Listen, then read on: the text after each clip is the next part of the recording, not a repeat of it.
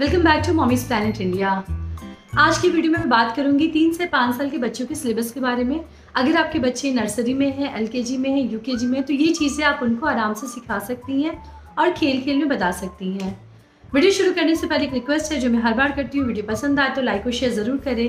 इसके अलावा मेरे new channel let's talk with Pallavi को भी ज़रूर सब्सक्राइब करें। देखते रहें मॉमीज प्लैनेट इंडिया। बच्चे अब क्या है, हमारे मोटा मोटी कलर पहचानते हैं, शेप्स पहचानते हैं, तो अब उनको कुछ और हम सिखाएंगे। तो यहाँ हम सिखाएंगे बच्चों को ट्रैफिक लाइट के बारे में। जी हाँ, आज हम बच्चों को ट्रैफिक लाइट्स के बारे में सिखाएंगे। सबसे पहली बात, ट्रैफिक लाइट में कितने कलर्स होते हैं? 3, red, yellow, green. Traffic light में कितने कलर्स होते हैं? 3, रेड, येलो, ग्रीन। रेड का मतलब क्या होता है? स्टॉप। रेड का मतलब क्या होता है? स्टॉप। तो कि रेड का मतलब क्या होता है? अगर ट्रैफिक लाइट रेड हो तो उसका क्या मतलब होता है? स्टॉप। अगर हमारी ट्रैफिक लाइट येलो होगी तो इसका क्या मतलब होगा? Be ready. अगर ट्रैफिक लाइट येलो होगी तो उसका क्या मतलब होगा? Be ready. अगर ट्रैफिक लाइट ग्रीन होगी तो उसका क्या मतलब होगा? गो। ट्रैफिक लाइट अगर ग्रीन होगी तो उसका क्या मतलब होगा? गो। तो ये 3 ट्रैफिक लाइट है जो बच्चों को हमें घर में बोलचाल की भाषा में, खेल खेल में बच्चों को सिखाना है। जैसे ट्रैफिक लाइट आप रेड कर दीजिए, आप बच्चे से पूछिए अभी क्या करना है, तो वो बोलेगा स्टॉप। अभी येलो हो गई तो अभी क्या करना है? We have to be ready. और अभी ग्रीन हो गई तो अभी क्या करना है? We have to go. तो ये 3 ट्रैफिक लाइट के बारे में बच्चों को आपको सिखानी है। अब बात करेंगे नेक्स्ट चीज़ के बारे में कि बच्चों को ट्रैफिक के बारे में बताएंगे। अब नेक्स्ट चीज़ हमको बतानी है बच्चों को ट्रैफिक के बारे में कि ट्रैफिक है तो हमें क्रॉसिंग कहाँ पे करनी है? तो हमें क्रॉसिंग करनी है ज़ीब्रा क्रॉसिंग पे। हमें क्रॉसिंग कहाँ करनी है? ज़ीब्रा क्रॉसिंग पे। तो ये ट्रैफिक लाइट के बारे में 3 बातें होगी जो आप बच्चों को खेल खेल में सिखाएंगे। दूसरी चीज़ ये है रेनबो के बारे में। जी हाँ, हम बताएंगे बच्चों को रेनबो के बारे में। रेनबो में कितने कलर्स होते हैं? 7। रेनबो में कितने कलर्स होते हैं? 7। कौन कौन से? Violet, indigo, blue, green, yellow, orange, red. कितने कलर्स होते हैं? 7। और 7 कलर्स के नाम बच्चों को आप बोलचाल की भाषा में सिखाएंगे। सिखाने का एक और तरीका हो सकता है कि आप रेनबो वाली ड्राइंग बना दें और वहाँ पे बच्चों को कलर फिल करवाएं, सीक्वेंस पे कलर फिल करवाएं। मैं ऐसी एक्टिविटी घर में काफ़ी करवाती हूँ। तो अब ये ऐसा करने से क्या हो गया कि आशी को याद हो गया, वही 7 कलर यूज़ करके वो रेनबो बनाती है। तो ओवर द टाइम जब हम बच्चों को प्रैक्टिस करवाएंगे बार बार तो बच्चों को याद हो जाएगा। सेम चीज़ मैं ट्रैफिक लाइट के लिए बोलूँगी कि आप ट्रैफिक लाइट की पिक्चर बना दें और बच्चों को कलर फिल करने बोलें, तो आप देखेंगे वो एकदम सीक्वेंस में कलर फिल कर रहे हैं। और वहाँ पे वो आपको बताएंगे कि रेड का क्या मतलब है, येलो का क्या मतलब है और ग्रीन का क्या मतलब है। तो ये सारी चीज़ें प्रैक्टिस की चीज़ें हैं। आप इन चीज़ों को बच्चों को बोल बोल के भी सिखाएं। इसके अलावा इससे रिलेटेड कुछ एक्टिविटी कराएं, कुछ कलरिंग करवाएं, तो बच्चों को ये याद हो जाएगा। बिकॉज आज मैं जो भी चीज़ें बताने वाली हूँ ये कलर से रिलेटेड है। हर कलर के क्या सिम्बॉल हैं और कलर्स का नाम बच्चे सीक्वेंस में कैसे याद करें। तो यहाँ पे इन एक्टिविटी की हेल्प से बच्चों को आप सिखा सकती हैं।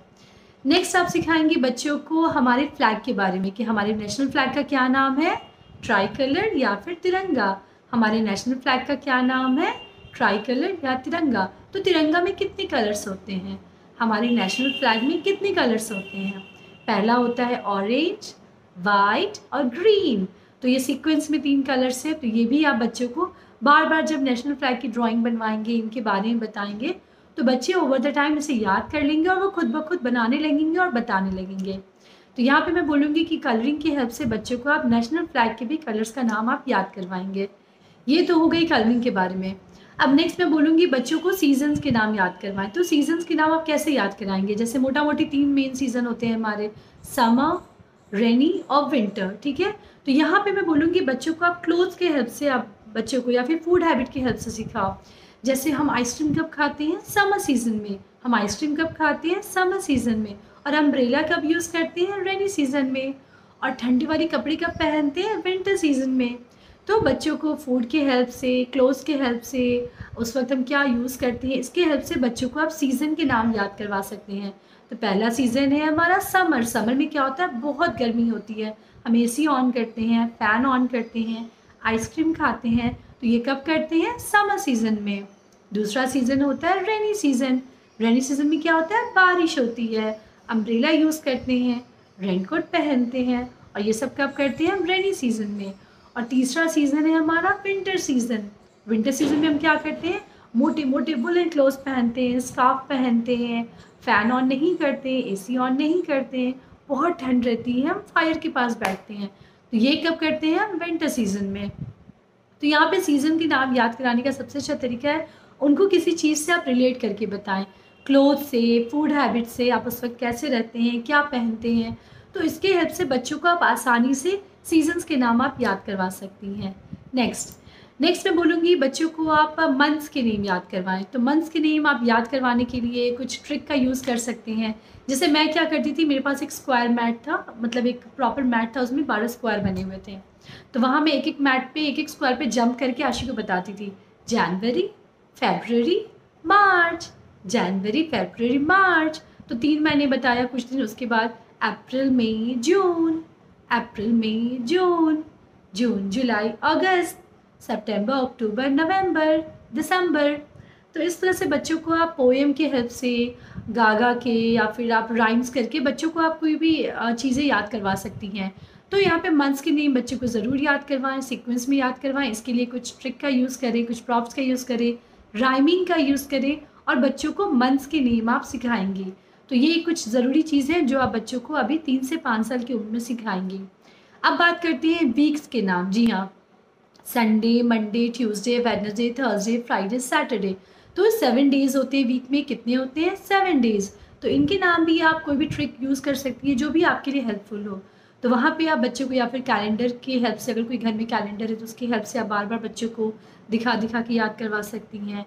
पोएम्स की हेल्प से Sunday, Monday, Tuesday, Wednesday, Thursday, Friday, Saturday.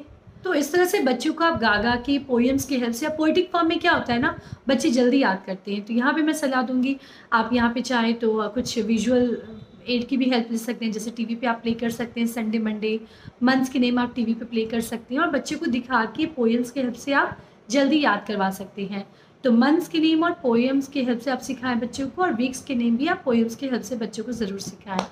अब बात करते हैं एक और इम्पॉर्टेंट चीज़ की जो आप बच्चों को सिखाएंगी। ये है टाइम के बारे में। जैसे आज का दिन है उसे बोलते हैं टुडे, कल के दिन को क्या बोलेंगे? टुमारो, और जो पिछला दिन बीत गया उसको क्या बोलेंगे?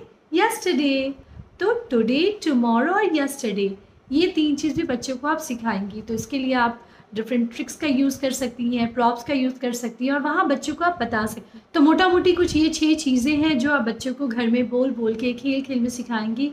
और यकीन मानिए इसमें टाइम लगेगा 2 महीना, 4 महीना, 5 महीना, लेकिन चूंकि बच्चे हमारे होम स्कूलिंग कर रहे हैं तो ये हमारा फ़र्ज़ बनता है कि उनके साथ हम ज़्यादा से ज़्यादा लगें और बच्चों को इस तरह की चीज़ों के बारे में बताएं, बोल बोल के याद करवाएं।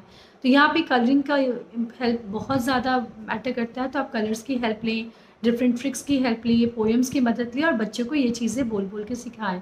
तो ये आज का वीडियो, आई होप ये वीडियो आपके लिए हेल्पफुल रहेगा, आपको अपने बच्चे को पढ़ाने में काफ़ी हेल्प मिलेगी। इसके अलावा मैंने काफ़ी वीडियोस बनाए इस टॉपिक पे जो आप मेरे चैनल पेज पे जाके देख सकती हैं। मुझसे कुछ पूछना चाहती हैं, कुछ बताना चाहती हैं, कमेंट सेक्शन में ज़रूर लिखें। देखते रहें Mom's Planet India. Thank you.